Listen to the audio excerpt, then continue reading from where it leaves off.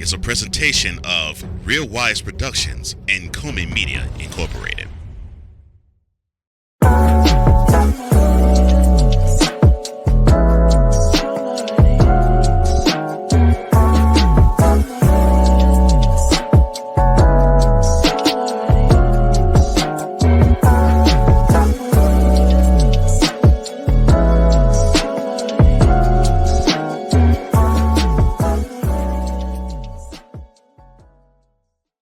Jerral. Why?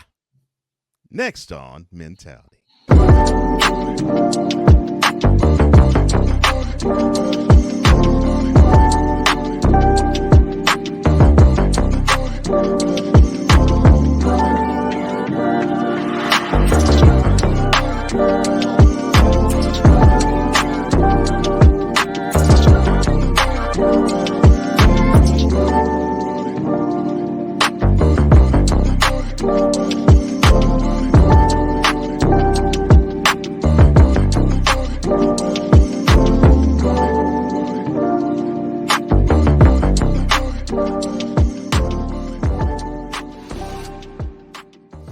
Welcome to another installment of Mentality, where iron sharpens iron in the realm of health, wealth, mental health, entrepreneurship, love, and brotherhood, all from a man's perspective.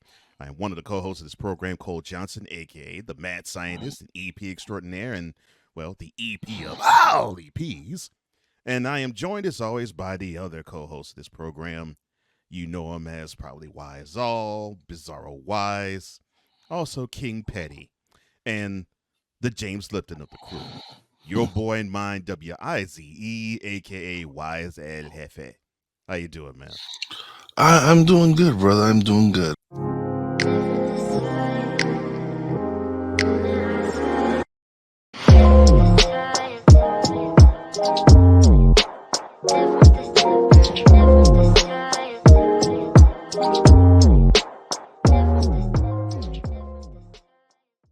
Senate Republican leader Mitch McConnell privately described then President Donald Trump as, quote, stupid as well as ill-tempered, despicable, and a narcissist, close quote. After the 2020 election, according to excerpts from a forthcoming biography of the longtime Senate power broker. Now, the remarks recorded by McConnell and shared with the Associated Press, Deputy Washington Bureau Chief Michael Tackett, are McConnell's strongest condemnation yet of the former president, despite years of a famously frosty relationship between him and former President Donald Trump. Now, we know McConnell. He seems to play both sides against the middle so well. Why hasn't McConnell been more forceful with his Trump derision or repulsion? Oh, man. If you've watched this show before, you have seen me express my sentiments towards Senator McConnell. Yes. He is the poster boy. Him and Biden are the poster boys for my opinion on why we should have terms on all limits, on term limits on all public office, because this man in the past year has really joined Sleepy Joe. He's kind of become Sleepy Mitch. So we cannot go by what this man is saying, because he's losing his mind as well. But this is something he had been saying prior to Trump first term and everything. His first foray into for the presidency. We all knew that this man was a narcissist. All he cared about was power, and again, Republicans like Mitch McConnell are realizing that they up by allowing him to step into power the first time. So now they're trying their hardest to really make sure he goes down.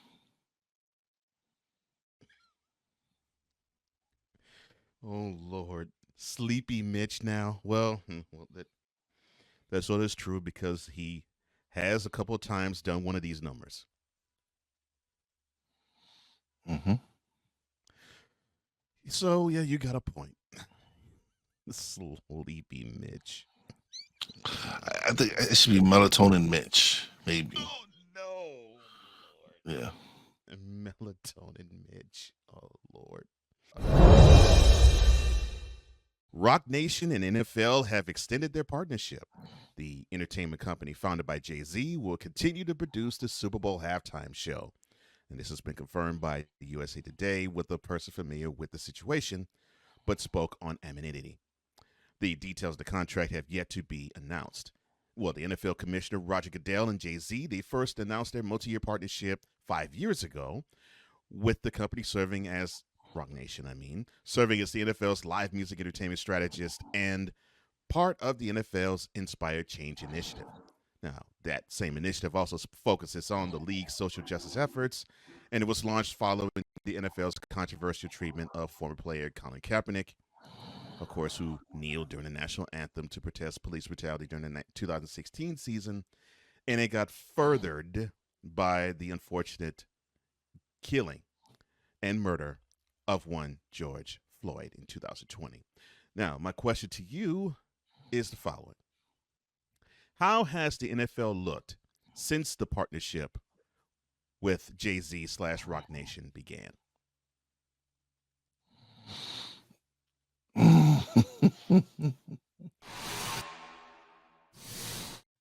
I'm just be honest. I'm gonna be honest. It's gotten the halftime show has become really, really. How can I put this?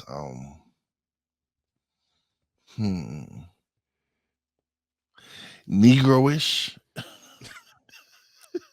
Oh no! Uh, Lord! I'm just saying. I'm just saying. It's become really blackish. Yeah, definitely.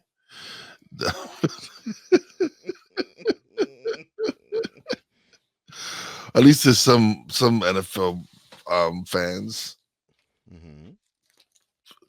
Me, I personally, I love it. I love it. This is my kind of music and entertainment. But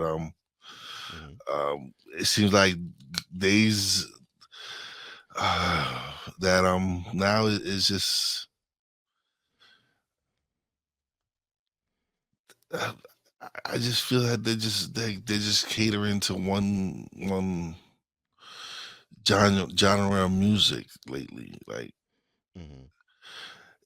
it's been more hip hop and R&B artists the last few years than any time before. And I have nothing wrong, and there's nothing wrong with that because we've been denied for so many years that Yeah. I get it, I understand, but I think it's time sometimes like you really need to go back to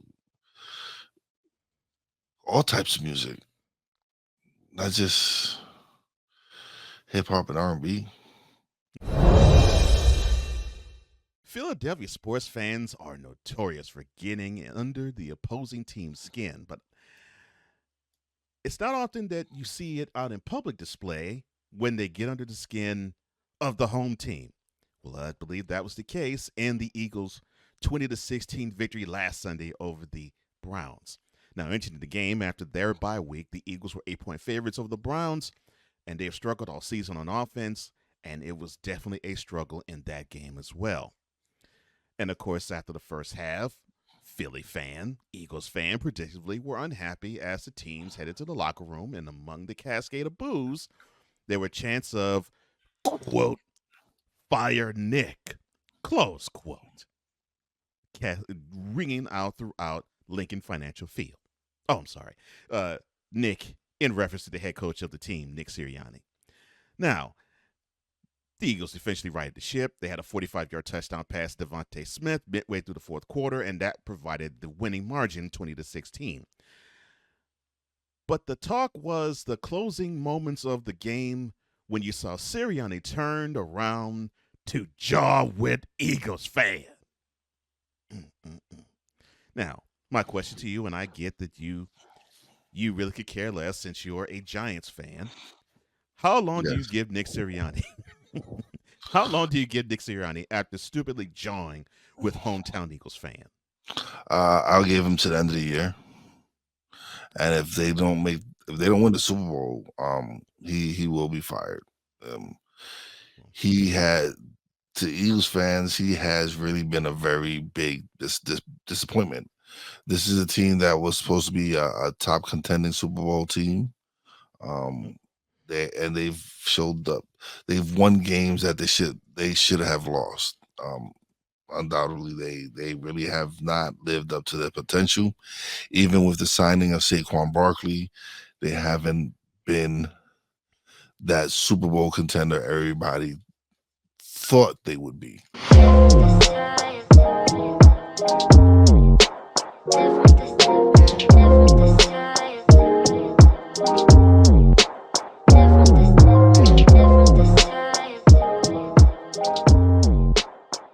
We're just getting started. Mentality will return. Join Ryan McCarthy. I became a Jets fan because Kurt the Frog was my favorite Muppet because he was green, and the Jets wore green. That's how I became a Jets fan. And Dustin Henry. ESPN is cashing all in on let's pay a few personalities and we'll just kind of fill in the gaps. As they walk you through all of the world of sports from their perspective. The Albany Empire, it's a literal circus. No credentials required. Where, Ryan, say the tag. Where you don't need a press pass to talk sports. Live every Tuesday at 8 p.m. Eastern, 7 p.m. Central on YouTube and where you can find podcasts.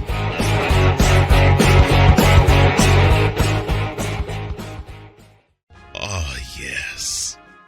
The tradition, the pageantry, the spectacle, the history, the slut.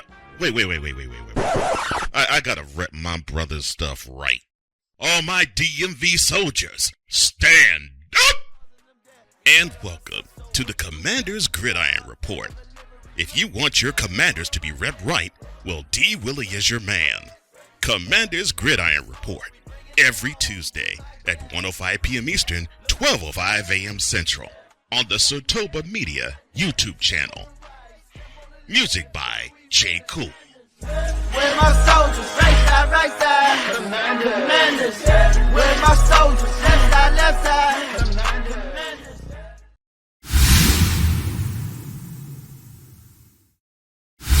Welcome back to Mentality, where men are men, and, well, we're not Eagles fans. With Wize and Left, I'm Cole Johnson. Shout out to you, Cool. Love you, brother. I really wanted to talk to Wize about this particular topic simply because I think we have an appreciation for hip-hop that's different in terms of where we both grew up and what we like. So when I heard about this artist, I think this was a good time to actually talk about it, and I think this is a good artist to speak about, especially during the good fortune that he has had. So now welcome to Celebrity Style.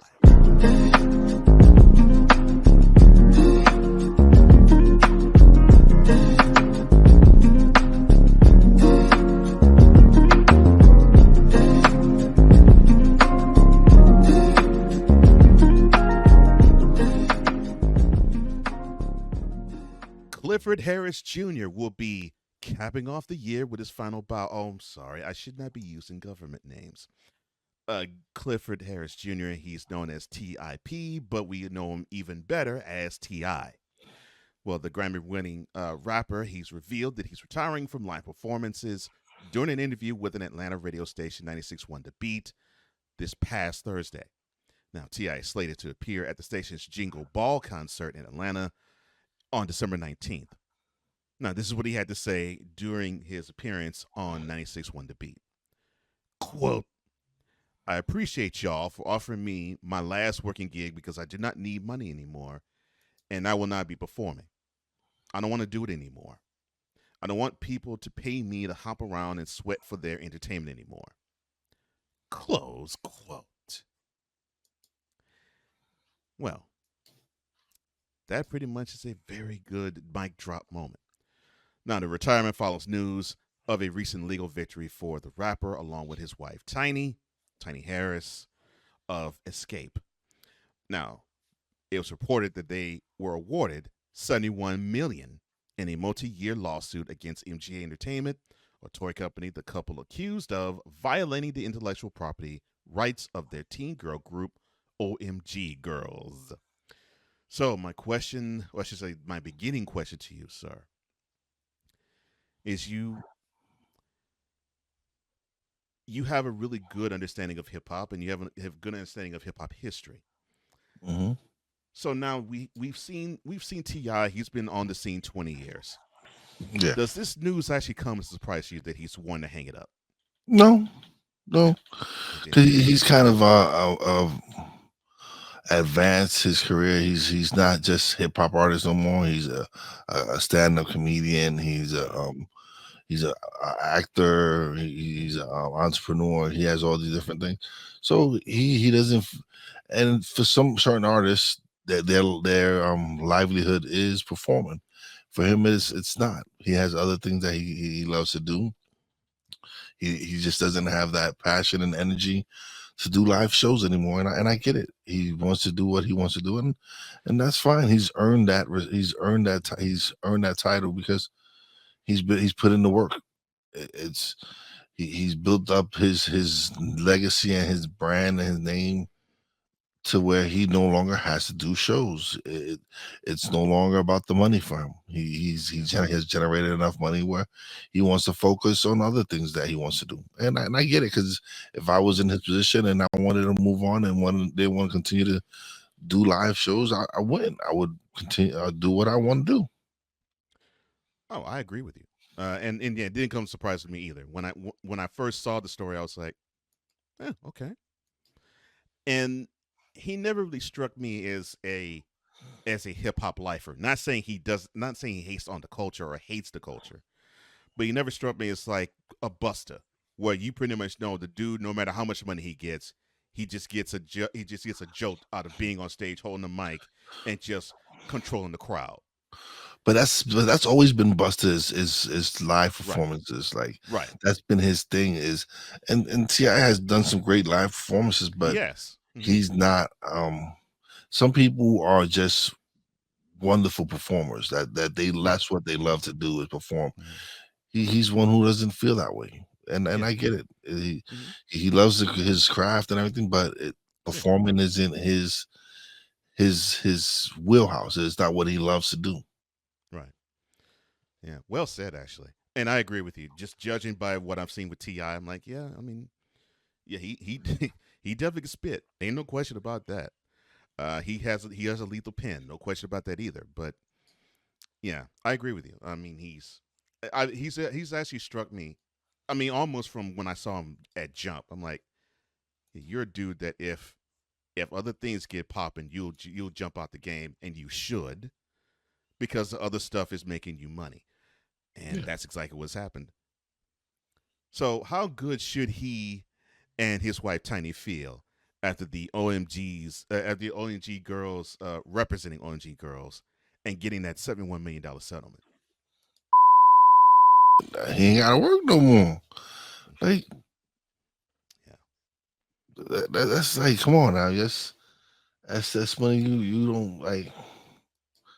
It's time to just move on. Like, I would first take care of the OMG Girlz, set them up. Got you. Yeah, got you. And then just move on with your plans, with what you have planned for the future, for whatever business ventures you and your wife have, and obviously performing live shows isn't one of them. So hey, listen, I I wish him the best in everything he does. He's actually one of my favorite hip hop artists. Mhm. But again, he doesn't like performing. More power to him, man. Just do what you love to do, brother, and continue to just do you and live your life. Can't nobody tell you how to live it. How apropos. And he has a song called Live Your Life. Yeah, and I agree. I think that's what he needs to do. And yeah, he's also one of mine too. When he put out the King album, I think that was when I really was, and I know he had a couple albums before then. Yeah. When we put out the King album, I was like, oh, I actually like this dude. I think I like how he creates. Okay, that's cool. And then it further got cemented with the Paper Trail album. Yeah. To me, I think To me, that's one of my favorite albums of T.I. is the Paper Trail album. It came at a time where I was going through some stuff, and so to me, it's always going to be one of my favorite albums of all time. Yeah, and I think that's his magnum opus. And like if Stevie Wonder had Songs to Key of Life, to me, T.I. has Paper Trail, and I think that I hold for him in his body of work. I hold that in that high of regard for him. And yeah, it's one of the best hip hop albums I've ever heard. Now, you mentioned that he is a great performer, and yeah, I think the same. Will you miss him as a performer? Yeah. He's always brought that fire when he's performed. So yes, I will miss him, but like I said, it's important for him to do what's right for him. As a fan, you don't never want to see one of your favorite artists retire from doing live shows or whatever. But as someone who wants to just be able to sit back and enjoy my life and do whatever I want, I get it, man. I definitely feel you. And again, thank you for all the wonderful years that you've put into the business and into the art and into the craft. But I'm looking forward to what T.I. has to bring to the table as an artist, as an actor, and as an entrepreneur. We can sit here and talk about the ATL until we're blue in the face, and all the artists that have come out. Outkast for one, Ludacris for another. If you want to go with the production end, of course you have L.A. Reid and Babyface producing stuff and having a record label, LaFace, and then another record label, So Def with Jermaine Dupri. And there's others that we can talk about. Yeah. How important is T.I. to the historic Atlanta hip hop scene? Oh man, he's one of the ones who made Atlanta relevant. Like he's one of the artists that brought hip hop to show you that that the South has always been one of the most powerful influences in hip hop. And he kind of brought you that trap music sound. So yeah. it was his contribution has been a major part of hip hop. And like I said, that Paper Trail album was a very significant album for me because, like I said, I was going through something real rough and hard at that time, and so he means a lot. He's definitely done his best to represent his city, his town, and himself and his family, and like he's become one of the greatest in hip hop. So my hat goes off to him and all his wonderful accomplishments.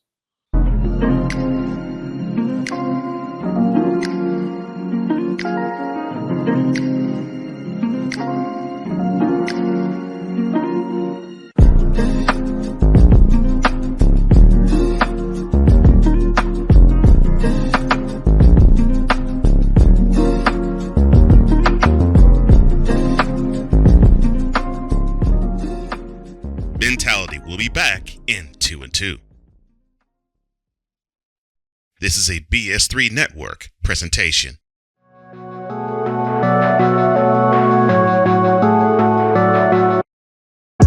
want to do a TED Talk, but I don't have anything to talk about yet. I'm getting there. Life is for the living. We're not here that long. You can learn anything you want to learn without any money spent. What do I really enjoy? What do I really want out of life?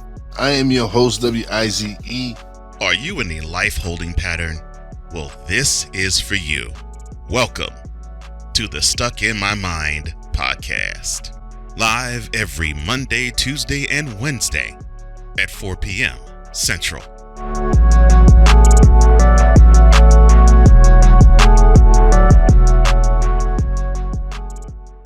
Join the transporter to Hades. Your butt and gut becomes one. Join the reformer of hooker whores. This is my daughter, Placenta Booty Johnson. Join the bronze car. Whenever you are in distress, take off your baseball cap and throw it in the air. Join your very own superhero of broadcasting, Chris Bass. So whatever color crayon they get, they palm it and do two circles, and that translates to, I can beat up black people. As she takes you through the week's paces in Baseline. Live every Saturday at 8 a.m. Eastern, 7 a.m. Central, Pacific time zone people, just stay asleep when this is on live and just catch the recording. Exclusively on the Chris Bass YouTube channel.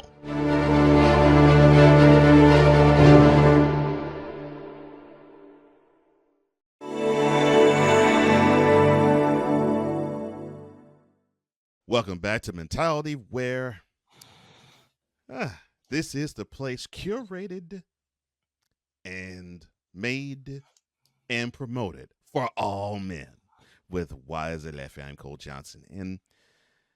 And the vice president, or the Democratic presidential nominee, Kamala Harris, all throughout the month of October, she has really worked the press junket and has been on tours.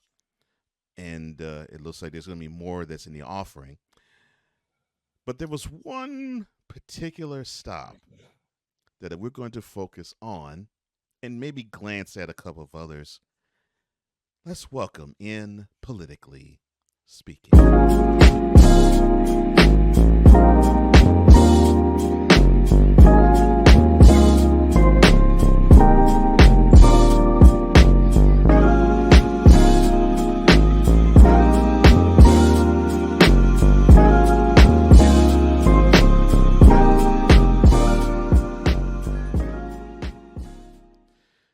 Now, with 20 days then before the election, of course, it's a lot less now, the vice president, Kamala Harris, she tried to defend her record on immigration and the economy during her first ever formal appearance on Fox News. And of course, for those who are unaware, they are very much known for its conservative commentators and reporters and viewpoints. Fox chief political anchor Bret Baier was the one who helmed the interview. Both he and Harris spoke over each other repeatedly, making a tense exchanges throughout the nearly 30-minute, would you want to call it segment? But interview. My beginning question to you, sir, is how can Kamala Harris answer questions based on immigration?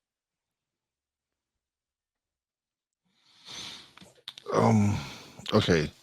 So yeah, she was the border czar.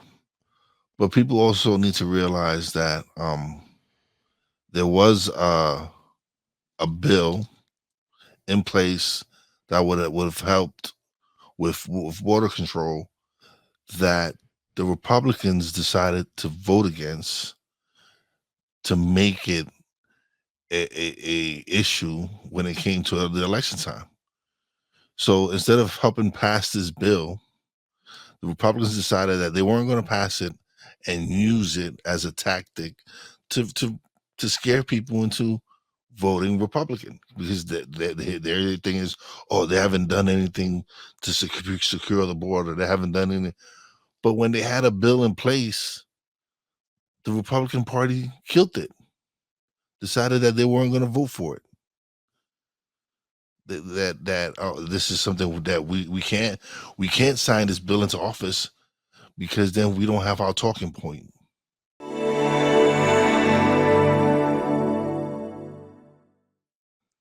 there was an appearance on The View, and yeah, we rarely ever speak about The View, but this is a little important, where one of the panelists asked the question, quote, "Can you think of one thing that will differentiate yourself from the current administration?" Close quote. And unfortunately, the vice president at the moment said that she couldn't think of anything which would be something she would do different in her presidency versus Biden's. Now, she went on to Stephen Colbert and said that she is not Joe Biden, and then chugged down a beer with him.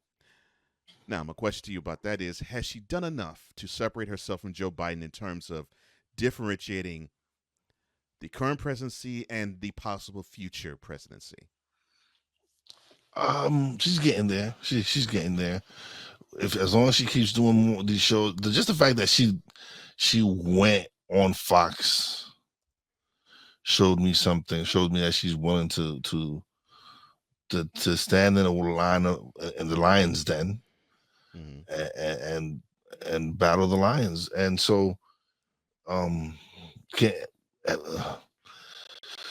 can she's I think she's done so much in just the little bit of time she's had to in this election cycle, being that she entered so late into the race, that she's actually I think she's doing amazing with the reception that she's receiving. And I would be like, man, this is horrible. Like I can't pick between any of these idiots. And then she comes out and she says all the right things. She stands up for herself. That's why he will not debate it. That's why they won't have another debate, because they're afraid that he won't be able to stick with her when it comes to the debate, because all he knows how to do is attack. He doesn't know how to talk policy, and he doesn't know. He just sounds like a madman. He sounds like an old crazy man when he's talking next to her, and he wants to call her the dumb one, but he's the one who sounds like a lunatic when he's talking, when he's around her. One of the things that she has no problems differentiating herself from Trump is basically saying, well, you have me and then you have my opponent. Just look at him. I mean, he sometimes he says these crazy things, and he just goes off. He just goes off kilter, and you actually have to challenge his mental ability. Mm-hmm. Now, in that interview, that Fox interview, Baier actually said, "Okay, well, you've questioned Trump's mental acuity. How about your running mate, your boss, your president? How about his? What do you think about that?" Now, how fair is it to ask the vice president about Biden's mental acuity when she also harps on Trump's? Biden is no longer running for office, so he's got his last few months in office.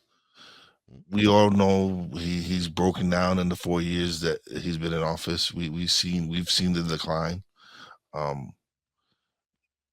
Y'all want to just keep dwelling on that? Yeah, okay, fine. She's seen him deteriorate. We get it, but do we want to see another one go into office like that? Then, like, do we really want to see Trump go and start deteriorating in front of our eyes as well, which we already see him doing already in some of these rallies, staying half an hour standing and swaying and listening to music?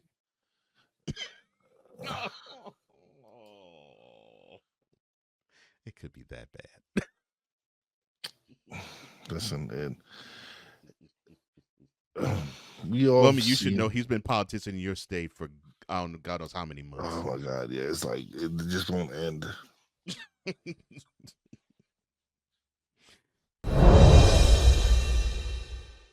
Now, you did mention, I think, probably one of the, I guess, positives of Kamala actually being on Fox, that it showed that she was willing to go, as you said, in the lion's den and answer tough questions. Yep. Now, there's many on the other side of the coin that says that that interview was an absolute train wreck from the standpoint of she still has the issue of answering direct questions. She still has the issue of being all about it's all Trump's fault, it's all Trump's fault, it's all Trump's fault in different lanes. And you do hear policy, but you hear policy very little. And she still sticks to played talking points where she almost sounds like a recording. Now, was the Fox interview a train wreck or one that showed toughness in being interviewed by Bret Baier? To me, it showed, of course, the Republican stance is always going to be, it was a horrible showing, because that's just the way he was taught. Like, if anybody has seen the Netflix movie The Apprentice, you can see where a lot of his political act, like never acknowledging that he loses. All he does is acknowledge that he's, or even if he lost, he says he wins. Yeah, he never will admit defeat. Yeah, never. So he can't admit that this interview wasn't so horrible. Of course, he's gonna say, "Oh, it was horrible." You can see what she. No, man, no. Could have been worse. Could have been like your interview with the black reporters. Like I said, she went into the lion's den. He won't do that. He won't go to ABC. He won't go to CNN. He won't go to NBC. He won't go. He'll only go somewhere he is painted in a great picture.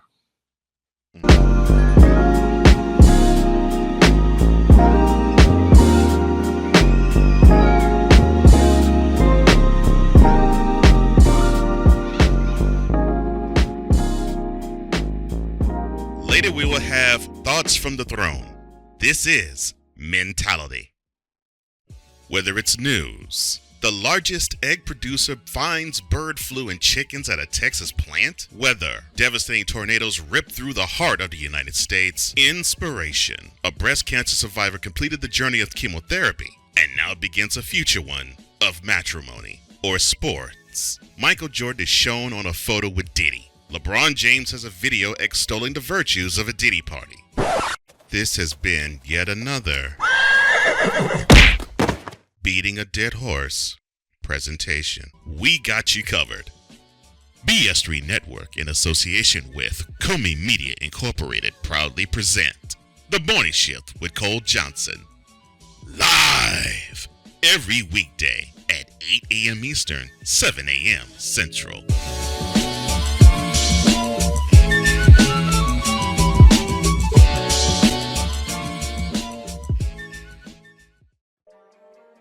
Cool McCain. You thought you wanted Gunther against Chad Gable, but you didn't. And I'm going to tell you why. Chad Gable would take everything that Gunther's done and bury it. The Playmaker. It was on site.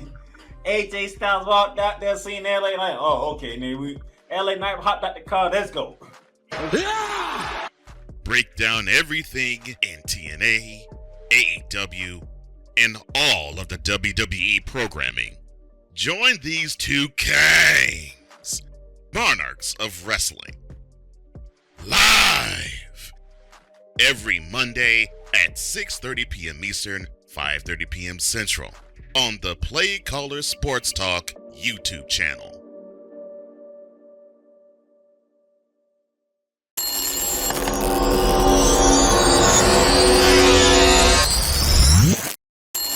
Welcome back to Mentality, where it is the ultimate masculine safe space with Wize and Cole. I am Cole Johnson, and yeah, we're about to have some fun because you're dealing with two men who could really care less about the Dallas Cowboys and Cowboys fan, and we're going to dive headlong into the person who represents the Dallas Cowboys in something to ponder.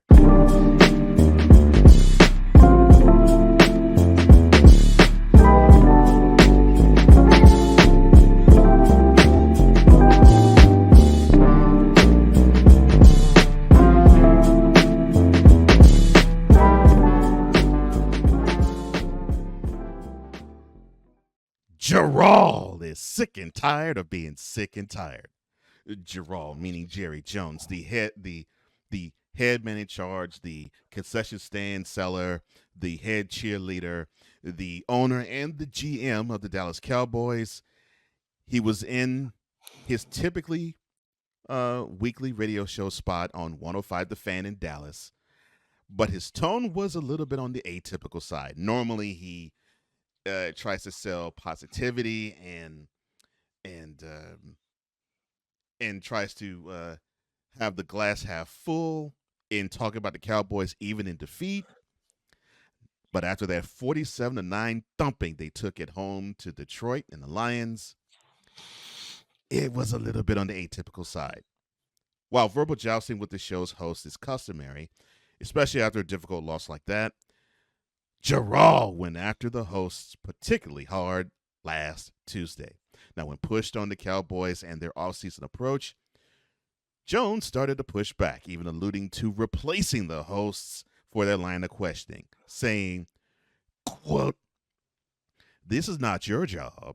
Your job is to let me go over all the reasons I did something and I'm sorry that I did it.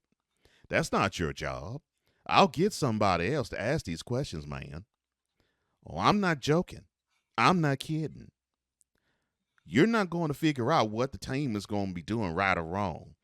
If you are, or any 5 or 10 of you like you need to come to this NFL meeting I'm going to today. Because there are 32 teams here. You're geniuses." Close quote. Now, he also went on to say, quote, "Y'all really think you're going to sit here with a microphone and tell me all the things that I'm doing wrong and without going over the rights?" Close quote. Before I ask this question to you, sir, I'll just answer this one. Yes! What are your thoughts about Jerry Jones and his radio outburst last week?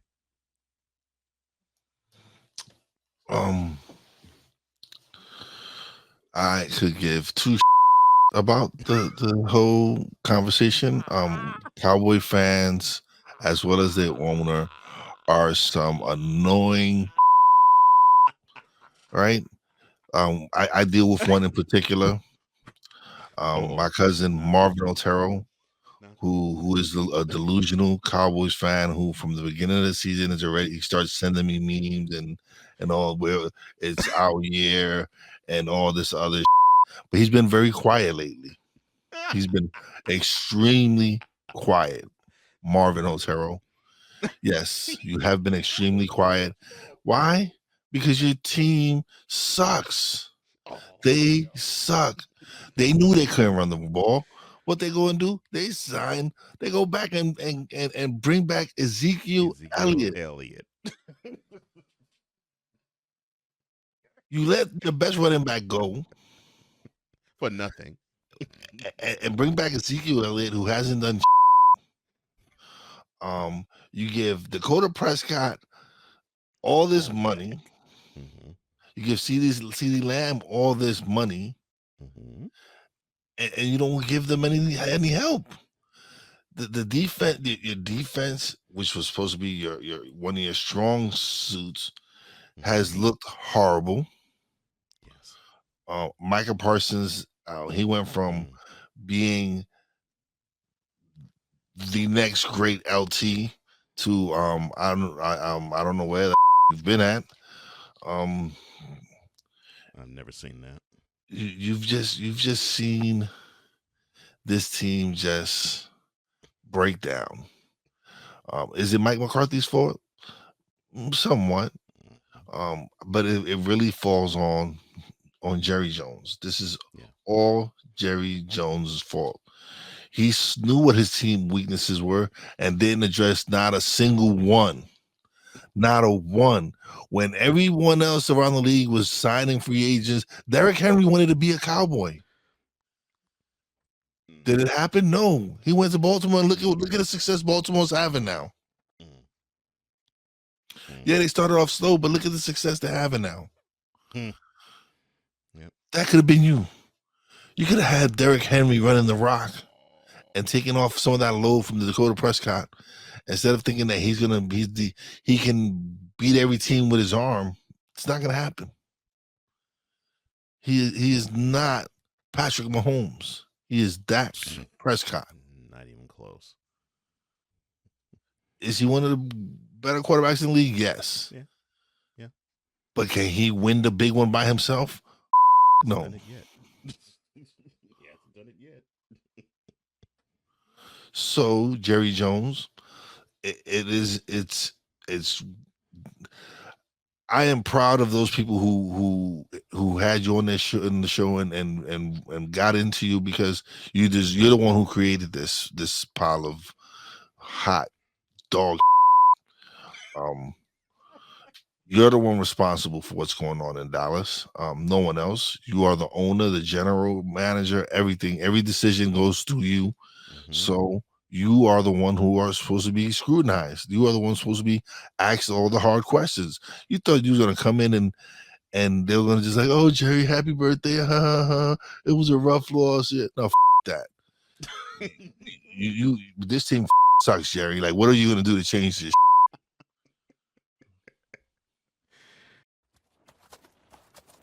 This has been yet another Beating a Dead Horse presentation.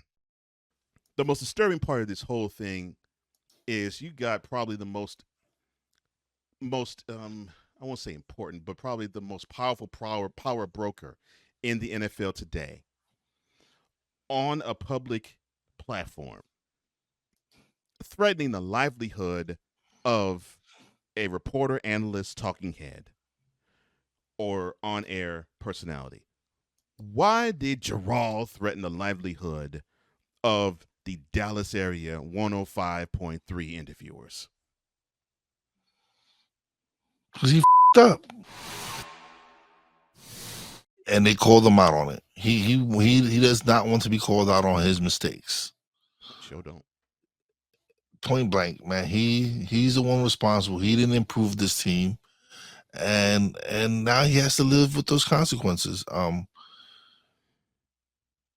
Believe me, I do not feel any sympathy for the Dallas Cowgirls. They can go on and lose the rest of the games for this season. Would be no issue for me. So, oh my God. That being said, you, Jerry, the Dallas Cowboys, and yeah, it couldn't have happened to a better team.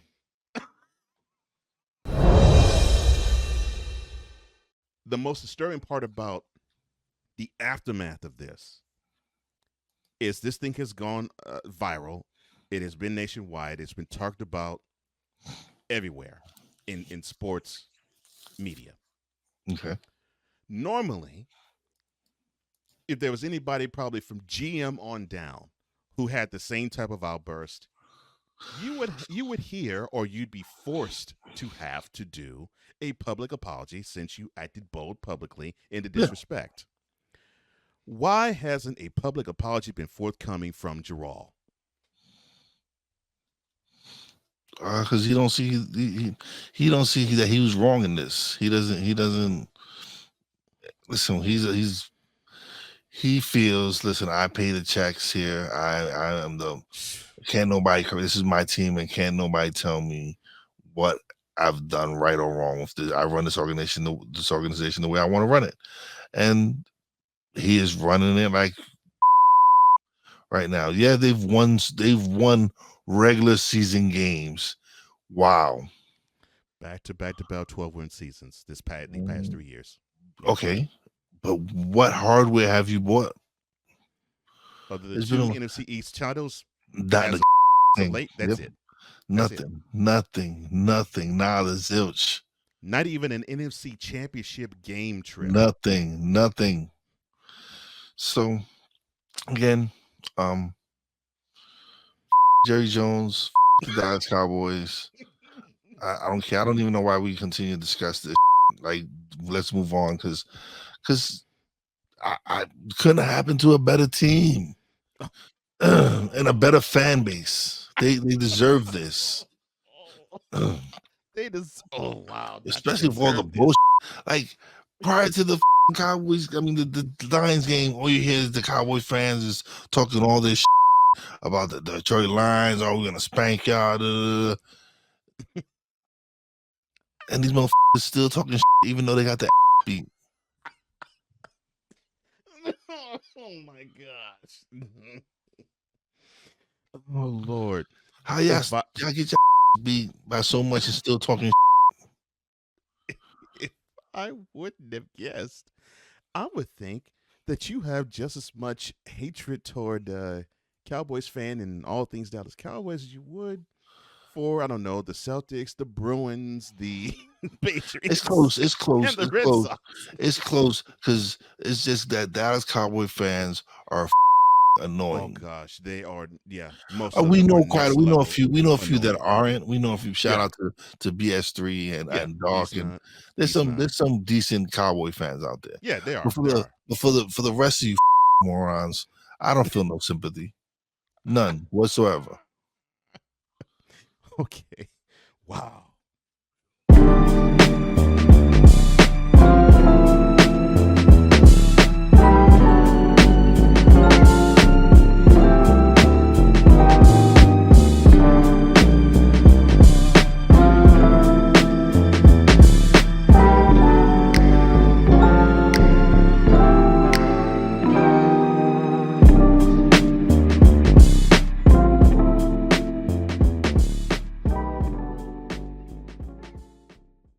And now, thoughts from the throne.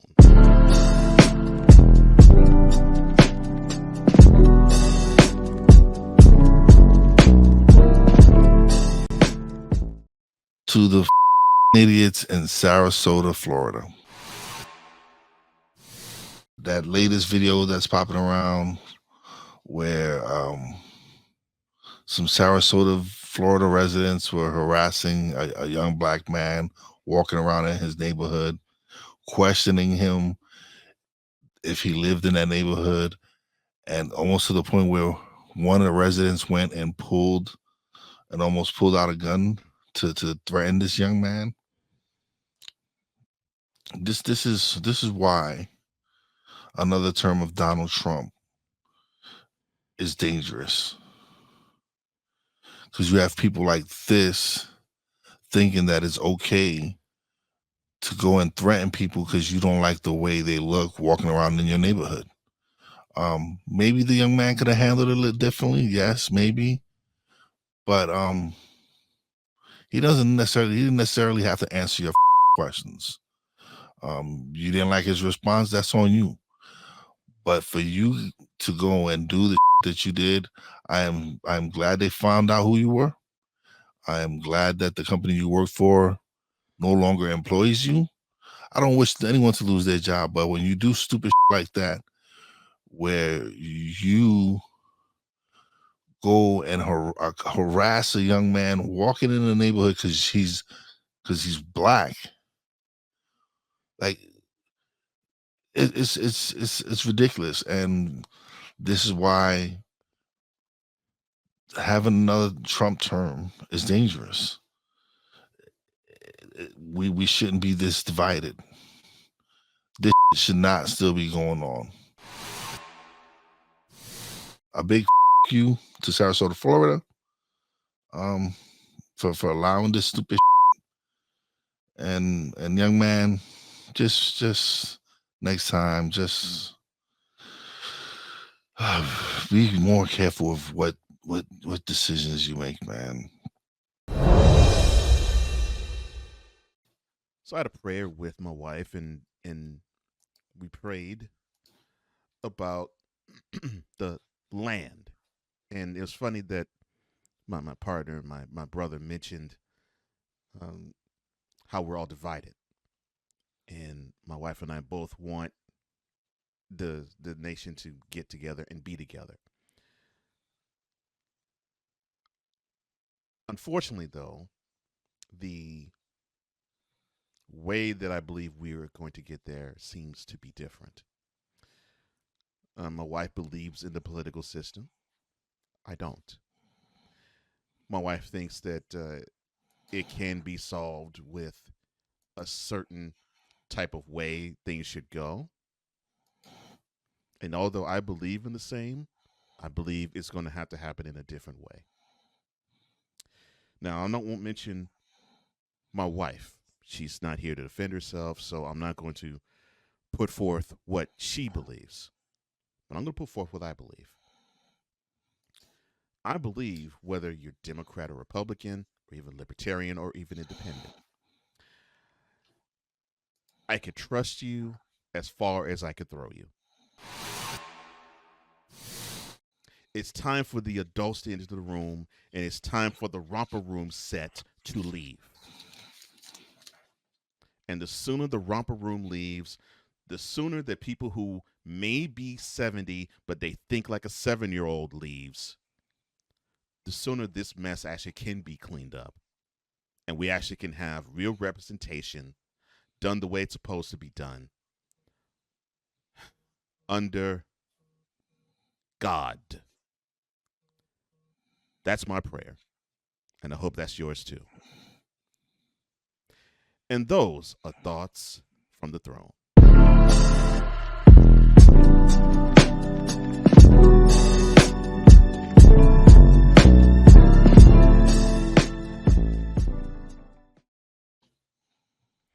All right, sir. Anything else you have for the mentality audience before we let them go? Listen, just go out. If you haven't registered to vote, hurry up, go out, register to vote.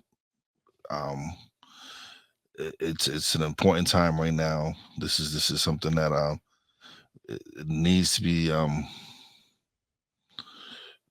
some changes, man. And the only way we do that is by putting the right people into office. So if you haven't registered to vote, please go do that, and let's make changes. Let's get this correct. Yeah, 100% agree. Yeah, because we can't have this divisiveness continue, and if it does, it's going to spiral even further down than it already has. And many have admit on both sides that it's bad enough as it is now. Yeah. But what you get here is two men who, they may not agree on everything, but they agree on one thing. We love how we service you. So we thank you for liking, we thank you for sharing, we thank you for subscribing, and we thank you for hitting that notification bell so you can catch all content that comes from the Real Wize TV YouTube channel or the Comey Media YouTube channel. We love you and we appreciate you. For Wize and Leffe, I'm Cole Johnson, here to say in parting, as we always do, our secret technique is that we always speak with mentality. See you next week. Peace out. That's 100.